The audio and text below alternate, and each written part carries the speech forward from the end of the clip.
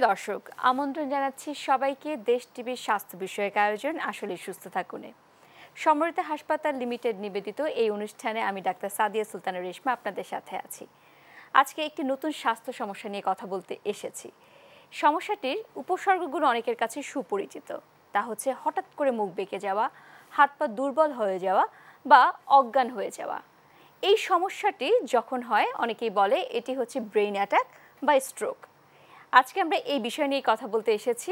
আমাদের আজকের বিষয় হচ্ছে স্ট্রোক প্রতিরোধে করণীয়, এবং কথা বলতে আমাদের সাথে উপস্থিত আছেন আমাদের দেশের কিংবদন্তি নিউরোলজিস্ট। আমাদের সাথে আছেন অধ্যাপক ডাক্তার কাজী দীন মোহাম্মদ, সাবেক পরিচালক national institute of neuroscience and hospital. Sir, স্বাগত জানাচ্ছি আমাদের এই অনুষ্ঠানে। আপনাকে ধন্যবাদ।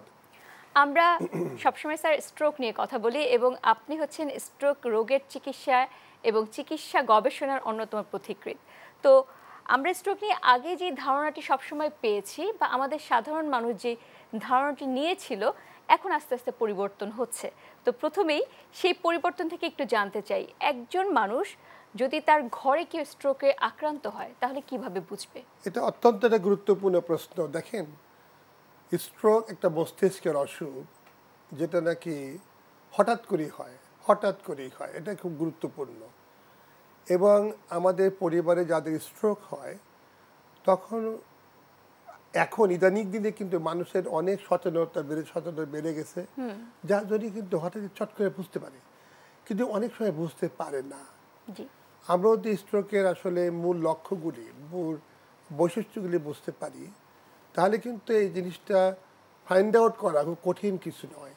যেমন মনে করেন, স্ট্রোকের যেইভাবে হয়, হঠাৎ করে ভালো মানুষ ঘুমিয়ে আছে, সকালবেলা উঠে দেখে তার একটা সাইড প্যারালাইসিস হয়ে গেছে। কথা বলতে বলতে হঠাৎ করে কথাটা জড়িয়ে গেল, ঠিক আছে? কোনো এক সময় হয়তো হঠাৎ করে উত্তেজিত হয়ে গেল, বা কোনো কারণে খুব এক্সাইটেড হয়ে গেল, ব্লাড প্রেশারটা বেড়ে গেল, তখন হঠাৎ করে সিভিয়ার হেডেক হলো, বমি হলো, ঘাড়ে ব্যথা শুরু হলো, এবং ফেন্ট হয়ে পড়ে গেল। এবং কখন দেখা যায় খিঁচুনি হয়ে গেল। তাহলে এই যে হঠাৎ করে একটা সাইড প্যারালাইসিস, হঠাৎ করে মাথা ব্যথা, বমি, ঘাড় ব্যথা, ফেন্ট হয়ে পড়ে যাওয়া, হঠাৎ করে কথার জড়তা চলে আসা, তো যেই সমস্যাগুলি হঠাৎ করে হয়, সেইটাই আসলে মূলত স্ট্রোকের একটা বৈশিষ্ট্য। তো এগুলি যদি আমাদের নজরে থাকে, নলেজে থাকে, তাহলে কিন্তু স্ট্রোক রোগী আমাদের পরিবারে চিহ্নিত করা খুব কঠিন কিছু হয় না। এই লক্ষণগুলো যখন হয় তখন তো বলা হচ্ছে যে স্ট্রোক, কিন্তু চিকিৎসকরা কি বলেন স্ট্রোক বলতে আসলে কি ধরনের রোগ হয়? কি, আমাদের চিকিৎসা ভাষায় স্ট্রোকের ব্যাখ্যাটা কিন্তু ভিন্নতর। আর তার কারণ হলো, আমরা চিকিৎসকরা দুইটা জিনিস চিন্তা করি। প্রথম চিন্তা করি ব্রেনে কি হলো, আচ্ছা, কেন হলো। আর দ্বিতীয় চিন্তা করি এই যে ব্রেনের সমস্যাটা হলো তার জন্য কি উপসর্গ হলো, এটা আমরা চিন্তা করি আমাদের দিক থেকে। তারপরে চিন্তা করি যে আমার এখন কি করণীয়। আমার কাছে রুগীটা আসার পরে আমি এখন রুগীটা কি করব। তো এই দেখেন যে ব্রেনে যে ঘটনাটা ঘটে, আমি হঠাৎ করে বললাম যে যেই ঘটনায় ব্রেনে ঘটে হঠাৎ করে হয়ে যায়। হয় কি, এই যে ব্রেনের যে ব্লাড সার্কুলেশন আছে, আপনি জানেন মস্তিষ্কে, আমরা সবাই জানি দেহের প্রত্যেকটা অঙ্গ প্রত্যঙ্গে সচল থাকে ব্লাড সার্কুলেশনের জন্য। ঠিক ব্রেনেও সেরকম হার্ট থেকে ব্লাড যায়। এই যে ব্রেনে ব্লাড যাচ্ছে, এই ব্লাড পাওয়ার ফলে ব্রেনটা সতেজ থাকে, স্বাভাবিক কাজকর্ম করে যাচ্ছে। যদি কোনো কারণে কোনো একটা শিরা মানে ধমনী ব্লক হয়ে যায়, ব্লক হয়ে গেলে ওই পরে রক্ত চলাচলটা হয় না, তো ব্রেনে কোনো একটা অংশ ড্যামেজ হয়, তার জন্য স্ট্রোক হয়ে যায়। কখনো কখনো দেখা যায় ওই ধমনীটা ফেটে যায়, ফেটে গেলে রক্তক্ষরণ হয়, তার জন্য আবার একটা স্ট্রোক হয়। তো মূলত আমাদের চিকিৎসকদের দিক থেকে স্ট্রোককে আমরা দুই ভাগে ভাগ করি, একটা শিরা ব্লক হওয়া, একটা শিরা ফেটে যাওয়া। যেটা ব্লক হয় সেটাকে আমরা বলি ইসকেমিক স্ট্রোক, আর যেটা ফেটে যায় তাকে বলি আমরা হেমোরেজিক স্ট্রোক। এখন উপসর্গের দিক থেকে কিন্তু কোনটা মানে ব্লক হলো, কোনটা ফেটে গেল, এটা কিন্তু রুগী উপসর্গ দিয়ে সবসময় চুলচেরা বিশ্লেষণ করা যায় না।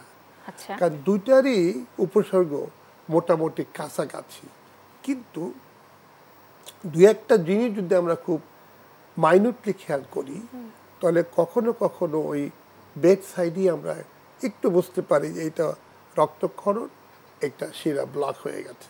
আমরা যদি রক্তক্ষরণ মনে করি বা শিরা ব্লক মনে করি, যেটাই মনে করি না কেন, এটা একমাত্র সিটি স্ক্যান ছাড়া শিওর হয়ে বলা যাবে না। এই যে দুটি কারণে হচ্ছে, একটি রক্তের ধমনী ছিঁড়ে যাচ্ছে, আর একটি হচ্ছে গিয়ে রক্ত জমাট বেঁধে যাচ্ছে, বা এই যে দুই ধরন রয়েছে, এই দুই ধরন তো অবশ্যই পার্থক্য করার ক্ষেত্রে সিটি স্ক্যান প্রয়োজন, কিন্তু আমাদের দেশে তো সব জায়গায় সিটি স্ক্যান নেই। সেক্ষেত্রে আমাদের রোগীদের কি করণীয় আছে এবং কতক্ষণের মধ্যে করতে হবে? হয় কি, এখন কিন্তু সিটি স্ক্যান মোটামুটি সব জেলায়, ইভেন কি উপজেলায়ও চলে গেছে সিটি স্ক্যান এখন বর্তমানে। তাতে একটা অ্যাডভান্টেজ হলো আমরা সিটি স্ক্যানটা এখন মুহূর্তের মধ্যে করতে পারি। কিন্তু যেখানে সিটি স্ক্যান নাই, সেখানে কিন্তু চিকিৎসা দেওয়াটা কিছুটা ঝুঁকি আছে। কারণ আমরা যে সমস্ত ওষুধ ব্যবহার করি স্ট্রোকের সাথে, যেমন আমি মনে করি একটা অ্যাসপিরিন বা অ্যান্টিপ্লেটলেট ব্যবহার করি, সেই ওষুধটা স্ট্রোকটাকে প্রতিরোধ করে, এটা আমরা দিয়ে থাকি। কিন্তু যদি রক্তক্ষরণ থাকে, দিস ড্রাগ একসাথে পয়জন, এটা দেওয়া যাবে না। কাজে আমাকে অ্যাসপিরিন বা অ্যান্টিপ্লেটলেট দেওয়ার আগে শতভাগ নিশ্চিত হতে হবে যে এটা রক্তক্ষরণ নয়। এবং শতভাগ নিশ্চিত আমরা কখনোই কোনো রোগীকে ক্লিনিক্যালি দেখে হতে পারি না। আমাদের ধরেন আমি ধরেন নিউরোলজি প্র্যাকটিস করে প্রায় 40 বছর, 40 ইয়ার্স। আমাদের পক্ষেও 100% ক্ষেত্রে ডিফারেন্সিয়েট করা সম্ভব নয়। আমাদেরকে ওই সিটি স্ক্যান করতেই হবে। তার মানে এটি খুবই গুরুত্বপূর্ণ একটি বিষয়।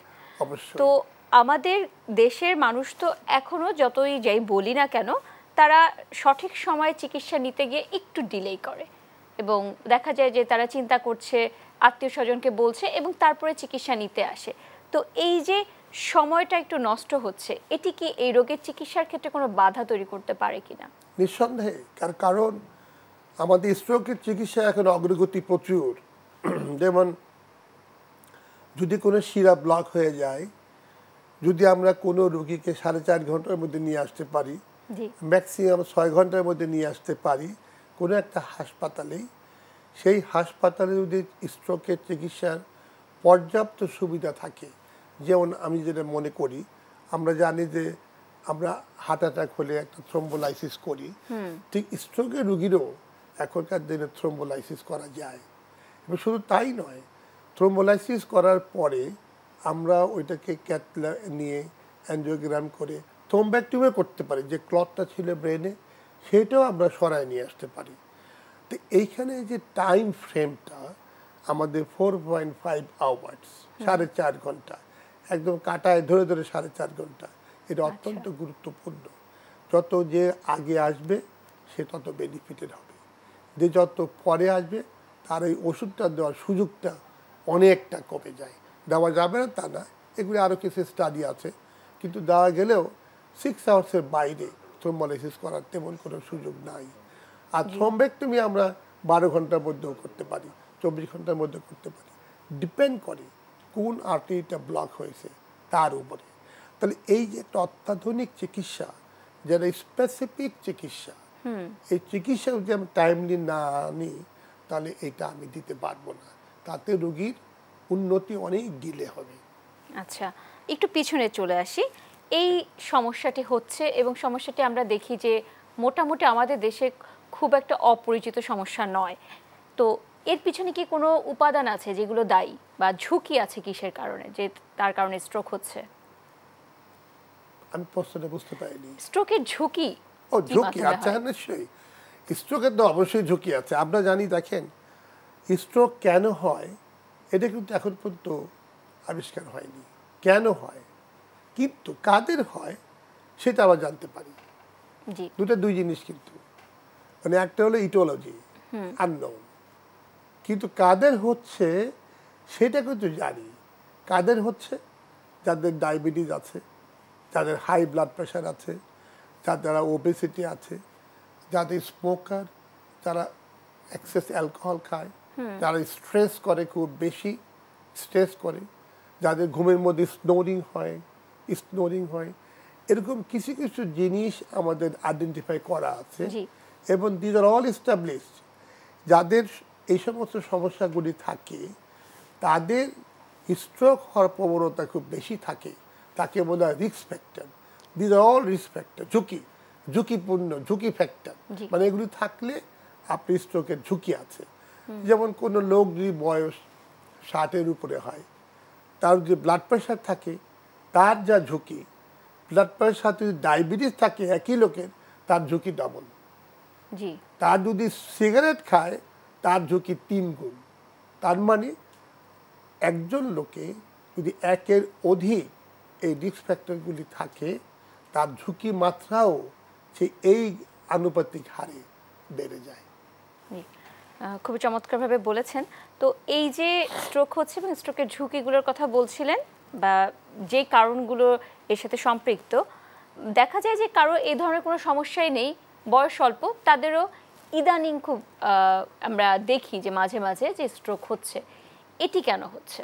এটা চমৎকার একটা প্রশ্ন। তার কারণ আপনি দেখেন, আমরা সবসময় জেনে দেখে আসছি যে stroke disease of the elderly, বেশি বয়স হয়, কিন্তু আমরা এখন দেখছি যে স্ট্রোক 30 থেকে 50-এর মধ্যেও অনেক পাওয়া যাচ্ছে এবং শুধু তাই নয়, তাদের অনেকেরই ব্লাড প্রেশার নাই, ডায়াবেটিস নাই, স্মোকার না, ওবেসিটি নাই।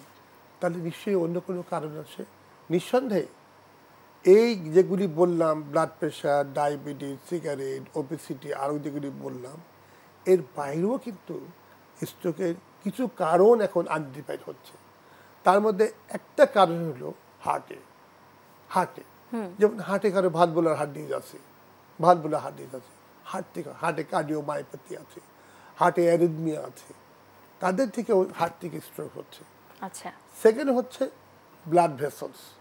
এই যে ব্রেনে যে ব্লাড ভেসেলগুলি আছে, এই ব্লাড ভেসেলগুলি জন্মগতভাবে কারো ডেভেলপ থাকে না, তাকে বলে ময়াময়া ডিজিজ। জন্মগতভাবেই তার ওই ব্রেনে যে ব্লাড সার্কুলেশন হয়, ওই ব্লাড ভেসেলগুলি ডেভেলপড হয় না। তার জন্য কি হয়, যখন বয়স বাড়ে তখন ব্রেনে আর প্রপার সার্কুলেশন হয় না। দেখা যায় একদিন হয়তো ব্লাড ভেসেল ব্লক হয়ে গেল, তারপরে ব্লাড ভেসেলের মধ্যে কি হয়, অ্যানিউরিজম ফর্মেশন হয়। কোনো একটা ব্লাড ভেসেল, একটা ওয়াল যদি উইক থাকে, সেখানে আস্তে আস্তে বেলুনের মতো ফোলা শুরু করে। বেলুনের মতো ফুলে যখন নাকি 20-25 বছর বয়স হয় তখন ফেটে যায়। আরেক ধরনের গ্রুপ আছে যাদের আপনার ব্লাডের মধ্যে প্রবলেম, তাদের কি কোয়াগুলেশন যে ফ্যাক্টরগুলি আছে ওগুলি ডেফিসিয়েন্সি থাকে। সো ব্লাডের কোয়াগুলেশনের সমস্যা হচ্ছে। 2 নম্বর হলো হার্টের প্রবলেম হচ্ছে, ব্লাড ভেসেলের প্রবলেম হচ্ছে। আরেকটা ইম্পর্টেন্ট, হার্টের যে প্রবলেম হচ্ছে আমরা বলি পিএফও, প্যাটেন্ট ফোরামেন ওভেল। এটা বলা হয় যে ইয়াং স্ট্রোকের মধ্যে যাদের অন্য কোনো কারণ নাই তাদের ক্ষেত্রে 25% ক্ষেত্রে ওই হার্টের সিদ্ধটা পাওয়া যায়। ওই সিদ্ধ দিয়ে ব্লাডটা রাইট থেকে লেফটে যে স্ট্রোক করে তাকে বলে পিএফও। জি, আমরা এই নিয়ে আরো কথা শুনবো, এখনই কি বিরতির সময় হয়েছে।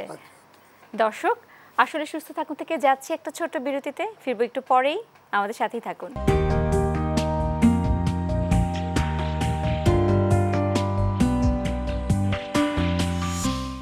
বিরতির পর আবারও স্বাগত জানাচ্ছি সমরিতা হাসপাতাল লিমিটেড নিবেদিত আসলে সুস্থ থাকুনে। আজকে আমরা কথা বলছি স্ট্রোক রোগে প্রতিরোধের করণীয়, এবং কথা বলতে আমাদের সাথে আছেন আমাদের দেশের কিংবদন্তি নিউরোলজিস্ট অধ্যাপক ডাক্তার কাজী দীন মোহাম্মদ। আমরা বিভিন্ন কারণগুলো শুনছিলাম এবং একটু একটু করে জানছিলাম যে অল্প বয়সীদের স্ট্রোক হতে পারে। তো যদি এদের ক্ষেত্রে এরকম ঝুঁকি থাকে, আগে থেকে কি স্ক্রিনিংয়ের কোনো ব্যবস্থা আছে কিনা? নিঃসন্দেহে আছে। আমরা আসলে রুটিন স্ক্রিনিং করি, যেমন কার্ডিয়াক চেকআপ, ভাস্কুলার চেকআপগুলি আমরা করি, এবং আমাদের যে ব্লাড প্রোফাইলগুলি আমরা ঠিকমতো চেকআপ করি, তাহলে আমরা অবশ্যই এগুলি ধরতে পারি। এবং ধরার পরে আমাদের যার জন্য যে প্রতিরোধটুকু দরকার আমরা সেই প্রতিরোধ ব্যবস্থা আমরা নিতে পারবো। এবং যাদের নাকি মনে করেন একটু বয়স বেশি হয়েছে, যাদের এই ঝুঁকিগুলি আছে, জি তাদের ক্ষেত্রে তো আমাদের অবশ্যই মানে নির্দিষ্ট কিছু মানে রিকমেন্ডেশন আছে। এই রিকমেন্ডেশন অনুযায়ী আমরা যাদের রিস্ক ফ্যাক্টরগুলি আছে তাদের ক্ষেত্রে আমরা স্ট্রোকের প্রিভেনশনে যেতে পারি। জি ধন্যবাদ স্যার। আমরা যেমন স্ট্রোকের ক্ষেত্রে শুনলাম যে সিটি স্ক্যান করতে হবে, সিটি স্ক্যানের পাশাপাশি আপনি বলছিলেন যেটি সঠিক সময়ে করতে হবে চিকিৎসা শুরুটি বিশেষ করে, তো অবশ্যই এটি একটি বিশেষায়িত চিকিৎসা। এই বিশেষায়িত চিকিৎসার কথা যখন বলা হয় আমাদের দেশের সব চিকিৎসা কেমন যেন ঢাকামুখী। তো এই ব্যাপারে আপনি অনেক দিন ধরে কাজ করছেন, 40 বছরের বেশি সময় ধরে নিউরোলজি নিয়ে কাজ করছেন, আপনার অভিজ্ঞতাটা একটু জানতে চাই, কতটুকু উন্নতি আমাদের দেশে হয়েছে? আমি মনে করি যে এই যে বিশেষায়িত চিকিৎসার সুযোগ অত্যন্ত লিমিটেড, অত্যন্ত লিমিটেড। দেখুন, আমাদের আসলে স্বাস্থ্য সেবায় অনেক কিছু করণীয় আছে স্বাস্থ্য সেবায়। কারণ সবচেয়ে বড় মানে জিনিসটা হলো আমাদের প্ল্যানিংটা আমাদের খুবই দুর্বল। যেমন মনে করি একটা এক্সাম্পল দিই, এই দেখেন যখন করোনা হলো 19 থেকে 21 পর্যন্ত, আপনি জানেন করোনার অধিকাংশ রোগীরই আইসিইউ বিছানা লেগেছে না, কিন্তু আনফর্চুনেটলি আইসিইউ বিছানা ঢাকার বাইরে সমস্ত বাংলাদেশে মাত্র 225টা আইসিইউ বেড ছিল ঢাকার বাইরে। তাহলে এখন আপনি বলেন এই আইসিইউ বিছানা করোনার জন্য প্রয়োজন হলো, অন্য রোগের তো প্রয়োজন হয়। তখন সরকার তাড়াহুড়া করে ওভারনাইট সমস্ত জেলায় জেলায় আইসিইউ বেডগুলি করার চেষ্টা করলো। তো এগুলি আগে থেকে কেন হলো না? সমস্যা হলে তখন সমস্যা হলে তো চেষ্টা করা। ঠিক সিমিলার নিউরোলজি দেখেন আপনি 1971 থেকে 71 থেকে আনটিল 84 পর্যন্ত এদেশে একজন নিউরোলজি ছিল। 71 সাল থেকে 84 সাল পর্যন্ত এদেশে মাত্র একজন নিউরোলজিস্ট ছিল। ঠিক আছে, আচ্ছা। 84 সাল থেকে 94 পর্যন্ত 5 জন নিউরোলজিস্ট ছিল, তার মধ্যে আমি একজন, অনলি 5। তো 71 থেকে 94 পর্যন্ত 5 জন। তো 94 থেকে আলহামদুলিল্লাহ এখন মোর দেন 450। তাহলে 94 থেকে এই পর্যন্ত যে এক্সপানশনটুকু হয়েছে, ঠিক আছে, আমি নিজের কথা বলবো না, কিন্তু এর মূল চালিকা ছিলাম আমি ছিলাম মূল তালিকায়। আমি 94 থেকে এই পর্যন্ত যত মেডিকেল কলেজে পদ সৃষ্টি, তারপরে ডিগ্রি কোর্স চালু করা, তার মধ্যে আমার একটা বড় ভূমিকা ছিল। আমরা যারা চিকিৎসক আছি আমরা তো দেখেছি ব্যাপারটি, সেটা নয় পরে বলি। তো এই দেখেন আমাদের প্রতি মেডিকেল কলেজে এখন প্রথমে 8টা মেডিকেল কলেজে পদ হলো 94-এ, তারপর হলো 13টায়। এখন আমরা শুনে খুশি হব প্রায় সবগুলি মেডিকেল কলেজেই নিউরোলজি পদ সৃষ্টি হয়ে গেছে। আমাদের ডাক্তারের স্বল্পতা ছিল, এখন আমাদের নিউরোলজিতে অনেক ডাক্তার চলে আসছে, কিন্তু বেশিরভাগ ডাক্তারই ঢাকা কেন্দ্রিক। ঢাকার বাইরেও কিছু আছে যারা ওই প্রত্যন্ত অঞ্চলে সার্ভিস দিয়ে যাচ্ছে। কিন্তু এই যে বিশেষায়িত চিকিৎসা, থ্রোম্বোলাইসিস, থ্রোম্বোএক্টমি, এটা কিন্তু ঢাকার বাইরে খুব বেশি প্রসার করতে পারে নাই। কারণ চিটাগাংয়ে থ্রোম্বোলাইসিস করতে পারে, থ্রোম্বোএক্টমি করে না। সিলেটে করতে পারে, রাজশাহী করে, আর বাকিটুকু ঢাকার মধ্যে। তাহলে এই যে আরও যে এলাকার লোকেরা আছে, আরও যে মেডিকেল কলেজ আছে, সেখানে এই সুযোগটা তৈরি হয়নি। এখন তৈরি হয়নি বলে কিন্তু আমাদের সেইভাবে প্ল্যানিং করে, সেইভাবে লোকদেরকে ডিস্ট্রিবিউট করে, সেইভাবে আমাদের সার্ভিসগুলি ডেভেলপ করতে হবে। অবশ্যই। তো সার্ভিসের কথাই যখন আসলো, আমাদের নিউরোলজিস্ট আছে কিন্তু চিকিৎসা কেন্দ্র নেই। ঠিক একইভাবে যখন স্ট্রোকের একজন রোগী চিকিৎসাটি নিচ্ছে, তার চিকিৎসা নেওয়ার পরে রিহ্যাবিলিটেশন বা পুনর্বাসন একটি ব্যাপার থাকে, সেই ব্যাপারে দেখা যায় একটি দুর্বলতা আছে। তো সেখান থেকে আপনার পরামর্শটি কি, যে কি করতে হবে এবং কি বর্তমানে যেই আমাদের ইনফ্রাস্ট্রাকচার আছে সেগুলোকে কিভাবে ব্যবহার করা যায়? দেখুন, আমাদের দেশে যদি আমরা সাম্প্রতিককালে হিসাবটা বলি, স্ট্রোকের প্রিভালেন্স হলে প্রায় 1100 per 100,000, মানে 1 লক্ষ লোকের মধ্যে প্রায় 1100 লোকেরই স্ট্রোকের মতো একটা প্রবণতা থাকে। জি। তো এই যে একটা স্ট্রোক যে সারা বিশ্বে একটা one of the very important disease সারা বিশ্বের মধ্যে, আমাদের দেশেও কিন্তু স্ট্রোক ভেরি কমন, এবং আনফর্চুনেটলি এটা গ্রামে বেশি কমন শহরের থেকে, কারণ গ্রামে বেশি লোক থাকে। আর গ্রামের লোকেরা আমাদের যে স্বাস্থ্য সচেতনতা অনেক কম, তাদের ডায়াবেটিস ব্লাড প্রেশার থাকলে পরে তারা ওগুলি কেয়ারফুলি অ্যাটেনশন দেয় না, যার জন্য ওইখানে স্ট্রোকের প্রবণতা খুব বেশি হয়। এবং সরকারি পর্যায়ে বা বেসরকারি পর্যায়ে স্ট্রোক হওয়ার পরে তাদের যে রিহ্যাব প্রসেসটুকু, এটা অত্যন্ত লিমিটেড, নেগলিজিবল বললেই চলে। আমরা জানি যে একটা স্ট্রোক রোগী হওয়ার পরে 1/3 রোগী মারা যায় 1 বছরের মধ্যে। 1/3 রোগী ভালো হয়, আর 1/3 রোগী কিছুটা পঙ্গুত্ব নিয়ে বেঁচে থাকে। আচ্ছা। এই যে পঙ্গুত্ব নিয়ে রোগীটা বেঁচে থাকলো একটা ফ্যামিলির মধ্যে, এর ইম্প্যাক্টটা in the family is dangerous. তার কারণ কি জানেন? একটা ফ্যামিলিতে 5-6 জন পরিবারের সদস্য আছে, যিনি বেশি ইনকাম করেন তারই স্ট্রোক হয়ে গেল। তার যদি স্ট্রোক হয়ে যায় তাহলে এই ফ্যামিলিটা পরবর্তীতে কিভাবে চলে? ছেলেপেলেরা কীভাবে স্কুলে যায়, কলেজে যায়, চলে কীভাবে? এগুলো আমরা দেখেছি, রিয়েলিটি। আমাদের তো তাদেরকে মানে কোনো রকম সাহায্য করা সরকারি তরফ থেকে বলেন বা বেসরকারি কোনো সুযোগ বা সিস্টেম ডেভেলপ করেনি। কিন্তু আমরা তো অ্যাটলিস্ট ওই লোকটার যে অসুস্থ তাকে আমরা রিহ্যাব প্রসেস আনতে পারি। সরকারি পর্যায়ে রিহ্যাব প্রক্রিয়াটা অত্যন্ত লিমিটেড, অত্যন্ত। বিভিন্ন মেডিকেল কলেজ বা ইনস্টিটিউটে রিহ্যাবের কোনো বেড নাই। কয়েকটা ফিজিওথেরাপি বেড আছে, কয়েকদিন থেকে থেরাপি করে চলে যায়। কাজে আমি মনে করি যে আমাদের এখন খুব জরুরি একটা রিহ্যাব সার্ভিসটাকে ডেভেলপ করা, so that after stroke service দিয়ে আমরা লোকটাকে আরও একটু ভালো করে ফ্যামিলির মধ্যে ব্যাক করাতে পারি। ছোট্ট করে একটু জানতে চাই, এই স্ট্রোক প্রতিরোধে আমাদের দর্শকের উদ্দেশ্যে আপনার পরামর্শ। আমার পরামর্শ হবে, আমাদের যারা পরিবারের সদস্য, যাদের বয়স 60-এর উপরে আছে, যাদের মধ্যে ডায়াবেটিস আছে, তারপরে ব্লাড প্রেশার আছে, যারা সিগারেট খান, তারপরে আর একটু ওবেসিটি আছে, স্ট্রেস করেন, আমি আপনাদের বিনীত অনুরোধ করব আপনারা প্রত্যেকটা জিনিসের উপরই নজরদারি করেন। দেখুন, এখন এই সময়তে খুব ফ্যান্টাস্টিক চিকিৎসা বেরিয়ে গেছে।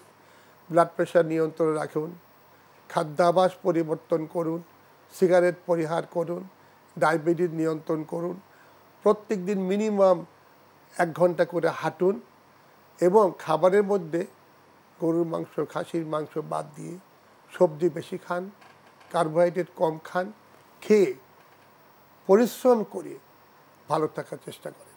স্যার, আমরা শেষ করতে যাচ্ছি, তার আগে একটু শুনতে চাই ছোট করে আপনার যে প্রতিষ্ঠানটি আছে সেই প্রতিষ্ঠানের গল্প। আমি আসলে এটা আমার ব্রেন চাইল্ড, এটা আমার একটা মানে সন্তানের মতো আমি এই প্রতিষ্ঠানটাকে দেখেছি। এবং 1994-এ আমি যখন পোস্ট গ্রাজুয়েশন করি নিউরোলজিতে, তখন অনেক রুগী দেখার পরে মনে হলো যে আমি কেন একটা আলাদা ইনস্টিটিউট করব না।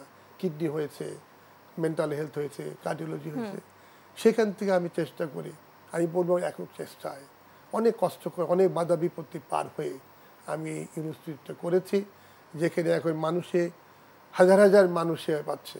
আমার সহকর্মীরা একদম সুন্দরভাবে এখানে সার্ভিস দিয়ে যাচ্ছে, এবং সহকর্মীদের সার্ভিস, এই মানুষের সেবায় এই প্রতিষ্ঠানটা এখন বাংলাদেশে 1 নম্বর গর্বের প্রতিষ্ঠানে দাঁড়িয়ে গেছে। জি স্যার, আপনাকে অসংখ্য ধন্যবাদ আপনার মূল্যবান সময় থেকে আমাদেরকে সময় দেওয়ার জন্য। ধন্যবাদ সবাইকে। দর্শক, আজকে এখানেই বিদায় নিতে হচ্ছে। ভালো থাকুন, সুস্থ থাকুন।